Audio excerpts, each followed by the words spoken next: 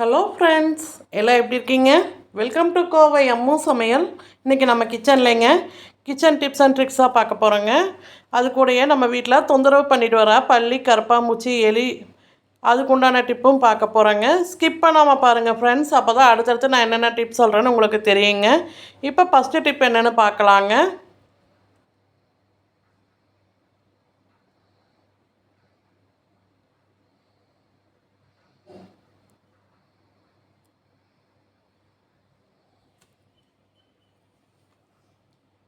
இப்போ பார்த்தீங்கன்னா நம்ம வீட்டில் இருக்கிற இந்த பப்பாளி இலையை வச்சு தான் நம்ம வீட்டில் அட்டகாசம் பண்ணிட்டு வர பல்லி, கரப்பாம்பூச்சி, எலி எல்லாத்தையுமே நம்ம துரத்த போகிறோங்க. பப்பாளி இலை வந்து இப்போ ஒரு பீஸ் போல் நான் எடுத்து வச்சுருக்கேங்க. நம்ம இது முழுக்க முழுக்க பார்த்திங்கன்னா நம்ம வீட்டில் இருக்கிற பொருளை வச்சு தாங்க நம்ம எல்லாமே ரெடி பண்ண போகிறோம். அதனால் ஸ்கிப் பண்ணாமல் பாருங்கள் ஃப்ரெண்ட்ஸ். இப்போ அடுத்தது என்ன எடுக்க போகிறோன்னு பார்த்திங்கன்னா நம்ம வீட்டில் கிடைக்கக்கூடிய இந்த கற்பூரவள்ளி இலை தாங்க. இந்த கற்பூரவள்ளி இலையும் எடுத்துக்கலாங்க.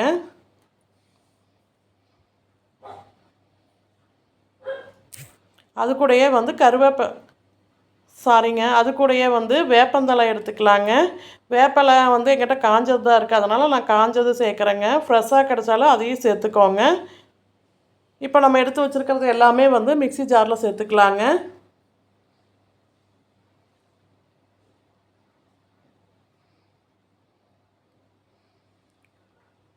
நீங்கள் மிக்ஸி ஜாரில் லைட்டாக ஒரு சுற்றுறதுனால சுற்றுங்க, இல்லாட்டி இடிகள் இருந்தால் இடித்து கூட நீங்கள் எடுத்துக்கோங்க.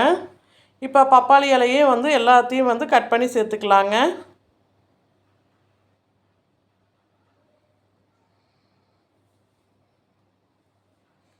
இது கூட இன்னொரு முக்கியமான பொருள் சேர்க்க போகிறேங்க.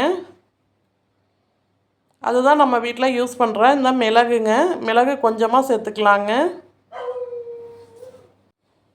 இப்போ மிளகும் சேர்த்தாச்சுங்க. இப்போ இதை வந்து மிக்ஸி ஜாரில் ஒரு சுற்றிட்டு வந்து காட்டுறேன் பாருங்கள். இந்த மாதிரி இப்போ அரைச்சிட்டு வந்தாச்சுங்க. நீங்கள் மிளகுக்கு பதில் மிளகுத்தூள் கூட சேர்த்துக்கோங்க. அரைச்சிட்டு வந்த பிறகு கொஞ்சமாக வந்து மிளகுத்தூள் சேர்த்துக்கோங்க. இப்போ ஒரு பாத்திரம் அடுப்பில் வச்சுருக்கேங்க. நம்ம அரைச்சதை வந்து சேர்த்துக்கலாங்க. மிக்ஸி ஜாரில் கொஞ்சமாக வந்து தனியாக எடுத்துருக்கேன் பாருங்கள். எல்லாத்தையும் சேர்க்க வேண்டாங்க, கொஞ்சம் வச்சுருக்கேன் பாருங்கள்.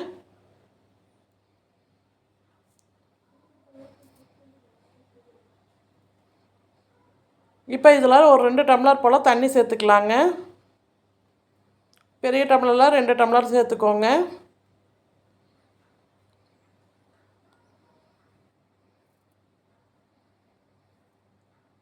இப்போ இந்த தண்ணி நல்லா வந்து கொதித்து வரட்டுங்க. இது கூடயே வந்து கொஞ்சமாக வந்து கல்லுப்பு சேர்த்துக்கலாங்க.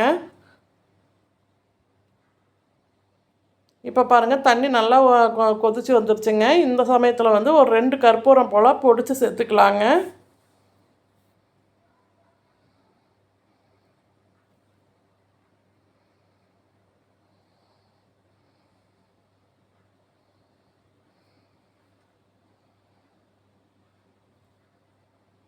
இப்போ அடுப்பு ஆஃப் பண்ணிக்கலாங்க. ஆஃப் பண்ணிவிட்டு நம்ம வீட்டில் யூஸ் பண்ணுற லைசால் சேர்த்துக்கலாங்க.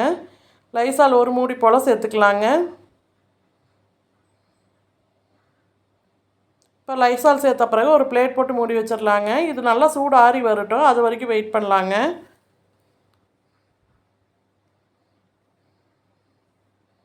இப்போ நம்ம மிக்ஸி ஜாரில் எடுத்து வச்சுருக்கிற இந்த பேஸ்ட்டை வந்து ஒரு பாத்திரத்தில் சேர்த்துக்கலாங்க. இது எதுக்காகன்னு பார்த்தீங்கன்னா எலி பெருச்சாளிக்காக தாங்க.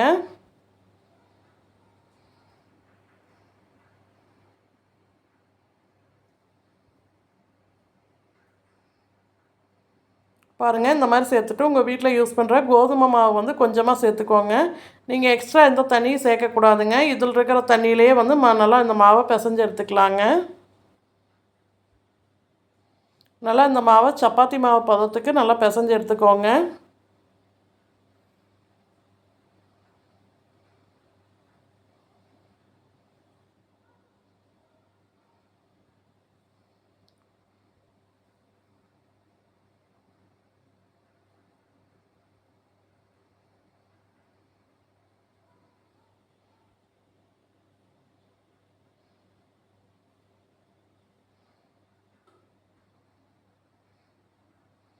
பாருங்கள், இப்போ சின்ன சின்ன பால்ஸாக வந்து உருட்டி எடுத்துக்கலாங்க.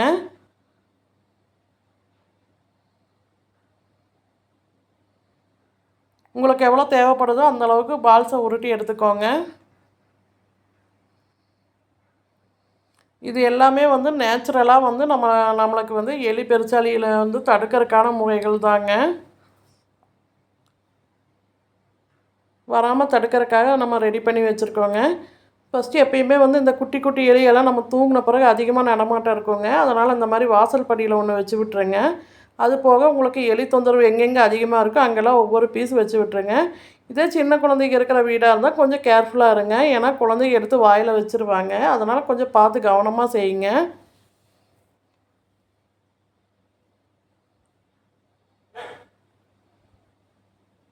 பாருங்கள், இதே மாதிரி தோட்டத்தில் எனக்கு பெருச்சாளி தொந்தரவு அதிகமாக இருக்குங்க. அந்த இடத்துல இந்த மாதிரி வச்சு விட்டுக்கலாம். உங்களுக்கு எங்கெங்கே அதிகமாக தொந்தரவு இருக்கோ அந்த இடத்துலலாம் இந்த மாதிரி ஒவ்வொரு உருண்டையும் போட்டு விட்டுருங்க. ஃபஸ்ட் டைம் என் வீடியோவை பார்க்குறவங்களா இருந்தீங்கன்னா ரெட் கலர் சப்ஸ்கிரைப் பட்டன் அழுத்துங்க. பக்கத்தில் இருக்கிற பெல் பட்டனில் ஆல்னு கிளிக் பண்ணுங்கள். அப்போ தான் நான் போடுற ஒவ்வொரு வீடியோவோட நோட்டிஃபிகேஷன் உங்களுக்கு வருங்க.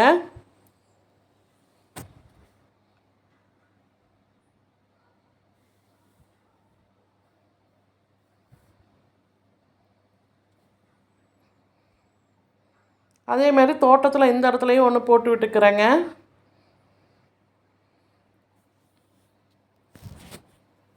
இது சாப்பிடுச்சுன்னா கண்டிப்பாக எலிக்கு வயிற்றில் பிரச்சனை வருங்க. அதுக்கப்புறம் உங்கள் வீட்டு பக்கமே கண்டிப்பாக வராதுங்க. அதனால் மிஸ் பண்ணாமல் ட்ரை பண்ணி பாருங்கள். எல்லாமே நம்ம வீட்டில் இருக்கிற பொருளை வச்சு தான் ரெடி பண்ணியிருக்கோங்க. அடுத்தது பார்த்திங்கன்னா பாருங்கள், இப்போ தண்ணி நல்லா சூடு ஆறிடுச்சுங்க. இப்போ இந்த தண்ணி நல்லா வடிகட்டி எடுத்துக்கலாம்.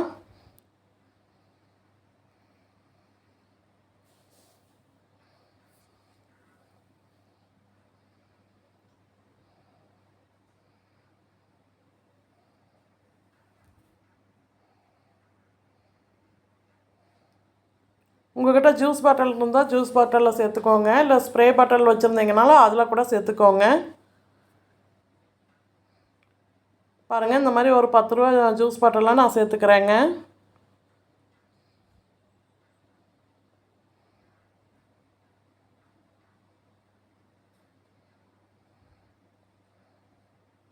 அதோட மூடியில் சின்ன சின்ன ஹோல்ஸாக போட்டு எடுத்துக்கோங்க.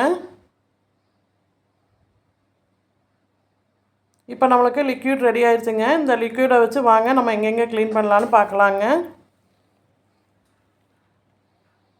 எப்பயுமே கிச்சனில் பார்த்திங்கன்னா இந்த குட்டி குட்டி கொசுவாக இருக்குங்க. அதெல்லாம் இல்லாமல் இருக்கிறதுக்கு இந்த மாதிரி நைட் டைமில் எப்பயுமே வந்து நம்ம அடுப்பு க்ளீன் பண்ணிட்டு படுக்கும்போது இந்த மாதிரி நல்லா ஸ்ப்ரே பண்ணி கொடுத்துருங்க.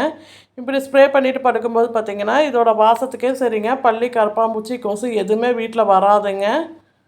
இந்த மாதிரி நல்லா ஸ்ப்ரே பண்ணி விட்டுருங்க. விட்டுட்டு ஒரு காட்டன் துணி வச்சு தொடச்சி எடுத்துருங்க. அதே மாதிரி நைட் டைமில் வாஷ் பேசன்லாம் இந்த மாதிரி நல்லா ஸ்ப்ரே பண்ணி விடுங்க. டாய்லெட்லேயும் இந்த மாதிரி நல்லா ஸ்ப்ரே பண்ணி விடுங்க. கண்டிப்பாக இந்த டிப் எல்லாமே உங்களுக்கு யூஸ்ஃபுல்லாக இருக்குங்க. ட்ரை பண்ணி பாருங்கள். அதே மாதிரி இந்த கதவு ஓரங்கள்லாம் பல்லி நடமாட்டம் அதிகமாக இருக்குங்க. அங்கேயும் நல்லா இந்த மாதிரி ஸ்ப்ரே பண்ணி விடுங்க. ஜன்னல் ஓரங்களில் இந்த எல்லா பக்கமும் வந்து உங்களுக்கு பல்லி நடமாட்டம் எங்கே அதிகமாக இருக்கோ அங்கெல்லாம் நல்லா ஸ்ப்ரே பண்ணி விடுங்க. கண்டிப்பாக இந்த டிப் உங்களுக்கு யூஸ்ஃபுல்லாக இருக்குங்க. ட்ரை பண்ணி பாருங்கள். இந்த டிப் உங்களுக்கு பிடிச்சிருந்தா லைக் பண்ணுங்கள், ஷேர் பண்ணுங்கள், கமெண்ட் பண்ணுங்கள். கோவை அம்மு சமையலை சப்ஸ்கிரைப் பண்ணுங்கள். பக்கத்தில் இருக்கிற பெல் பட்டனில் ஆளுன்னு கிளிக் பண்ணுங்கள். தொடர்ந்து சப்போர்ட் பண்ணிட்டு வர எல்லா நல்ல உள்ளங்களுக்கும் ரொம்ப ரொம்ப நன்றிங்க. Thank you all.